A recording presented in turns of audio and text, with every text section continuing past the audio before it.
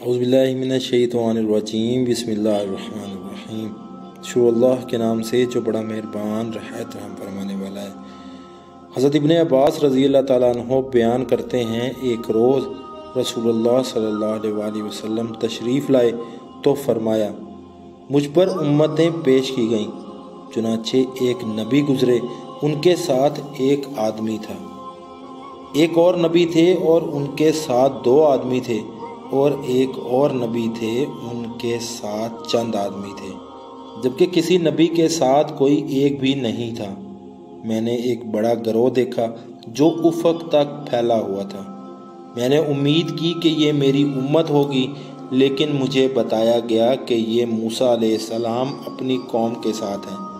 پھر مجھے کہا گیا، دیکھو میں نے بہت بڑا گروہ دیکھا جو افق تک پھیلا ہوا تھا۔ مجھے کہا گیا، اس طرف دائیں بائیں دیکھو۔ میں نے بہت بڑا گروہ دیکھا جو افق پر پھیلا ہوا تھا۔ مجھے بتایا گیا کہ یہ آپ کی امت اور ان کے ساتھ ان کے آگے 70,000 ہیں جو حساب کے بغیر جنت میں جائیں گے۔ یہ وہ لوگ ہیں جو کہ بدشگونی لیتے تھے، نہ دم جھاڑ کراتے تھے اور نہ ہی داغتے تھے، اور وہ صرف اپنے رب پر توکل کرتے تھے۔